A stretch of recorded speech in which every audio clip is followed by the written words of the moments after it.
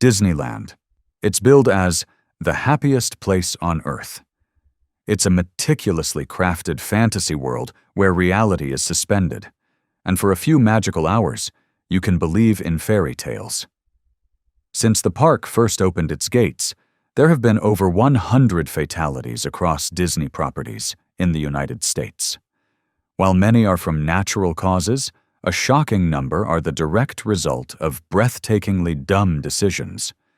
We're talking about people who looked at a high-speed roller coaster and thought, "I don't need this seatbelt." People who saw a dark, man-made river and thought, "Let's go for a midnight swim." These aren't just accidents. They are cautionary tales, grim and sometimes gruesome stories that Disney's PR department would rather you forget. Today, we're pulling back the curtain on the fantasy to expose the harsh reality. Case 1. The Alligator in the Lagoon.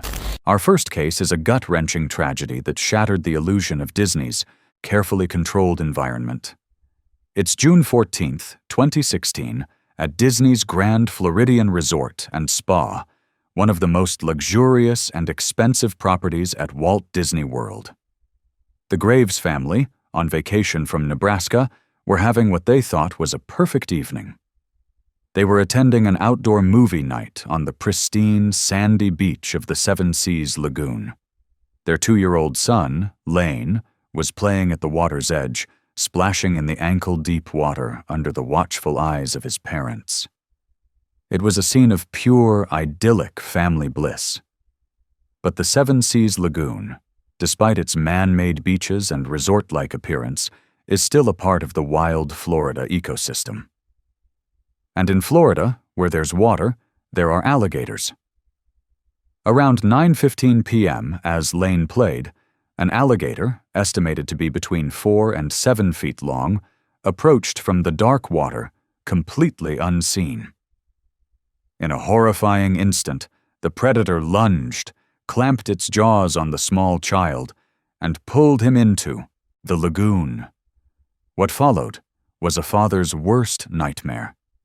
Lane's dad, Matt Graves, rushed into the water, desperately trying to wrestle his son from the alligator's mouth. But he was no match for the creature's power. Within seconds, the alligator and the child were gone, vanished beneath the dark surface of the lagoon. A massive, frantic search was launched. For 16 agonizing hours, rescue teams scoured the water. The next day, they found Lane's body, tragically intact, in about 6 feet of water not far from the attack site. The cause of death was drowning and traumatic injuries. The dumb decision here wasn't made by the family. It was a catastrophic failure on Disney's part. At the time of the attack, the only signs posted were generic "no swimming" signs. There were no explicit warnings about alligators, despite the fact that Disney knew they inhabited the waters. The area was lit and marketed as a family-friendly beach, creating a deadly false sense of security. In the aftermath, Disney's response was swift. They captured and euthanized several alligators to find the one responsible. They quickly erected rope barriers and installed new, unambiguous signs, warning of alligators and snakes. The Graves family, in an incredible display of grace, did not file a public lawsuit, though records suggest a confidential settlement was reached. They later started the Lane Thomas Foundation in their son's memory. This tragedy served as a brutal reminder that even in the heart of the Disney bubble, nature is not a theme park attraction. It's a powerful, unpredictable force, and ignoring that reality, as Disney arguably did, can have devastating consequences. Case 2. The Matterhorn Decapitation. This next case is the stuff of urban legends, a story so horrific it's often whispered about as one of the darkest secrets in Disneyland's history. But it's very, very real. The date is January 3rd, 1984. The attraction. The Matterhorn Bobsleds, one of Disneyland's original and most iconic roller coasters. A 48-year-old woman named Dolly Young boarded one of the bobsleds, likely with her family, for a thrilling ride through the faux Swiss mountain. She was just an ordinary park guest, not a daredevil, looking for a few minutes of fun. Sometime during the ride, her seatbelt became unbuckled. To this day, it's unclear if she unbuckled it herself or if it was never properly secured to begin with. As the bobsled train whipped through a fast, dark, curving section inside the mountain, the laws of physics took over. Dolly was thrown from her seat, ejected from the bobsled and onto the track below. In the pitch-black interior of the ride, she had no idea where she was or what was coming next. What came next was another bobsled. Moments after she landed on the track, a following train, full of unsuspecting passengers, barreled through the same section.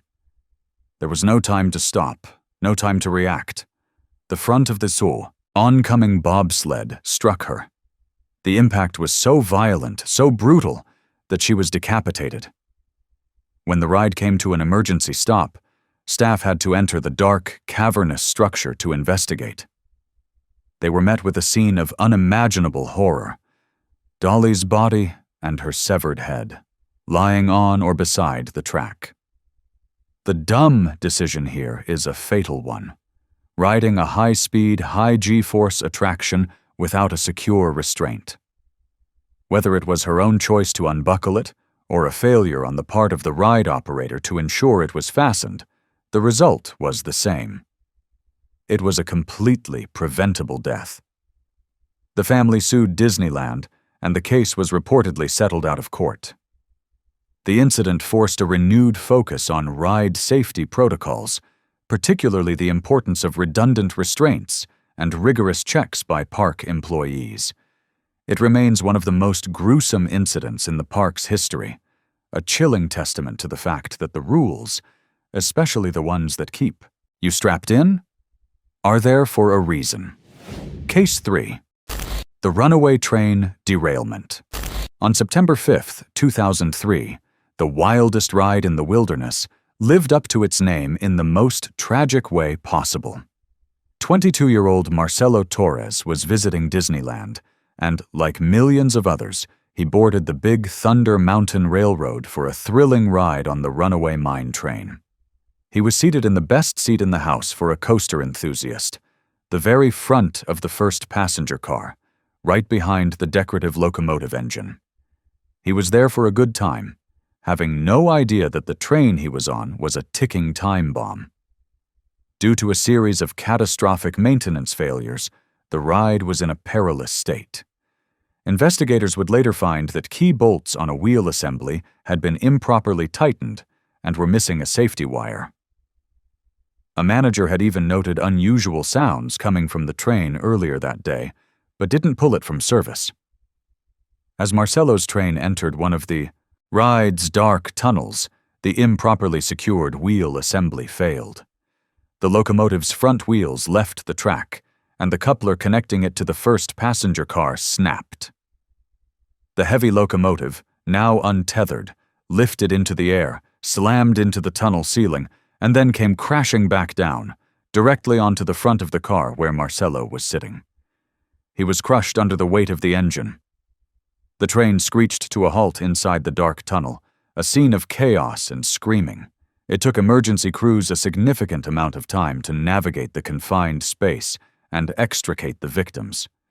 Marcelo was pulled from the wreckage with massive blunt force trauma and internal bleeding.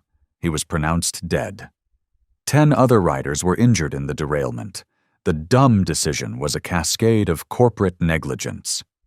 The state's investigation by Cal/OSHA laid the blame squarely on Disneyland, citing poor maintenance procedures and inadequate training of its staff. This wasn't a freak accident. It was a disaster that was weeks, if not months, in the making. It was a death caused by a failure to tighten a bolt, a failure to heed warning signs, a failure to prioritize safety over operations.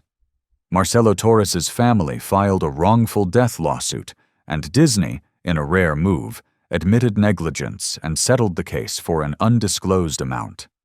The ride remained closed for months as the company completely overhauled its maintenance and safety protocols. It was a brutal lesson, paid for with a young man's life, that even the most magical of trains can become a deadly weapon when neglected. Case 4. The Monorail Trespasser. In the long history of dumb ways to die, underestimating the size of an oncoming train has to be near the top of the list. On June 17, 1966, a 19-year-old named Thomas Guy Cleveland decided he was going to be the guy who outsmarted Disneyland. He wanted to get into the park for grad night, but he didn't want to pay for a ticket. So he came up with a brilliant plan. He would climb a perimeter fence and sneak in by walking along the elevated concrete beam of the Disneyland monorail. He successfully managed to get onto the track, a restricted area that is very obviously not a pedestrian walkway. As he was making his way along the beam, a park security guard spotted him. The guard yelled at him, warning him that a monorail was approaching and ordering him to get down. This was his chance. His moment to realize the profound stupidity of his actions and climb back to safety. He did not take it. Instead, in a moment of what can only be described as terminal dumbness, he decided he could simply lie down on the track, and the train would pass safely over him. He fundamentally misunderstood the design of the monorail. The train is not a high-clearance vehicle. It sits low on the beam. As the sleek, futuristic train glided towards him, the operator had no chance to stop. The monorail struck Thomas, killing him instantly and dragging his body 30 to 40 feet along the track before it could come to a halt. The cause of death was massive, crushing, blunt force trauma. This case is a masterclass in bad decisions. First, the decision to trespass. Second, the decision to use an active ride track as an entry route. Third, and most fatally, the decision to ignore a direct warning from security and place a completely unfounded faith in his own flawed understanding of physics. His attempt to save a few dollars on a ticket cost him his life. The incident was ruled a result of his own actions, and Disney tightened its perimeter security even further.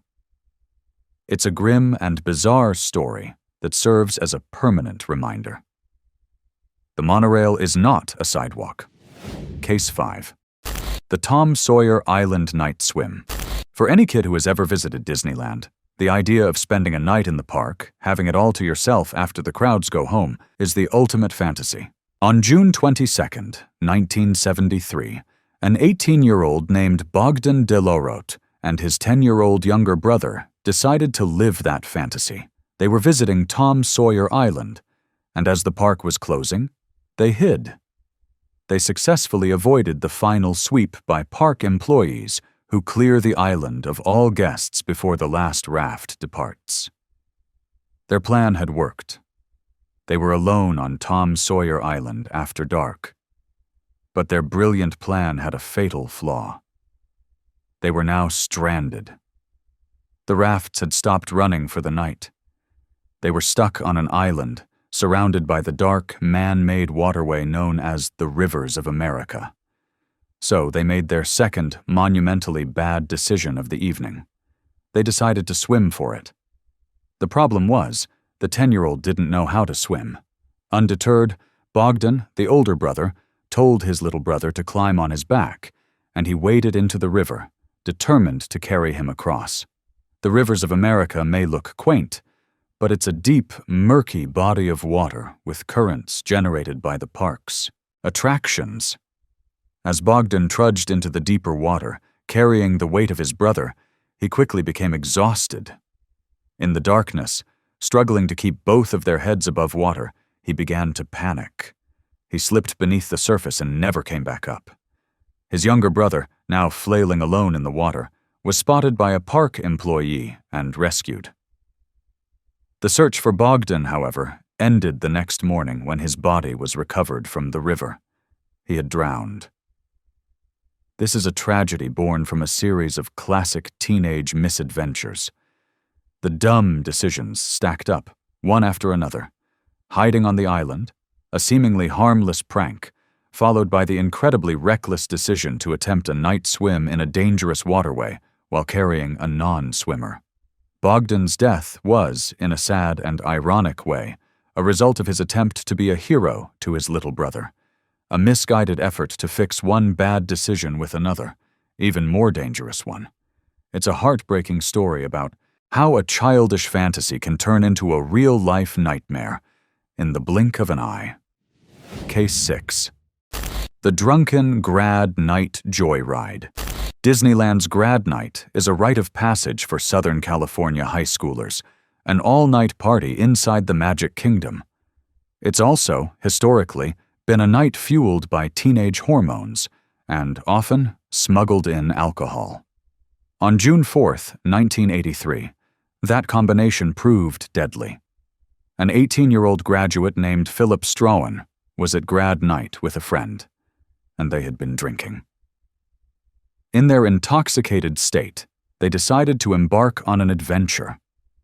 They snuck into a restricted, cast members-only area of the park and found what they were looking for: a small rubber maintenance boat used for operations on the rivers of America. As a drunken prank, they stole it.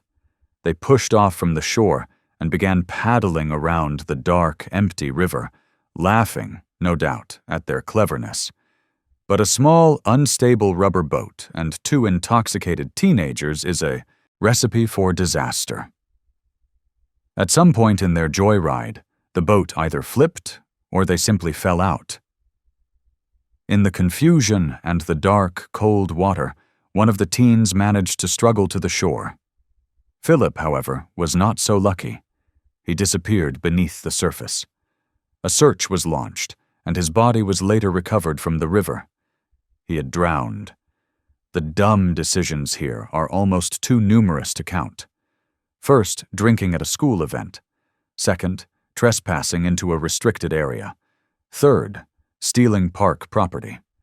And finally, taking an unstable boat for a joyride at night, in the dark, with no life jackets, while intoxicated. Philip's mother sued Disneyland, arguing that the park was negligent for allowing her son to be intoxicated and for not having better security. The court, however, dismissed the lawsuit, essentially placing the blame on the teen's own reckless actions. It was a harsh but clear message. Even in the happiest place on earth, you are responsible for your own stupid decisions. And when those decisions involve alcohol and stolen boats, the consequences can be fatal. Case 7. The Fort Wilderness Bicycle Tragedy. Not all of Disney's tragedies are as dramatic as decapitations or alligator attacks.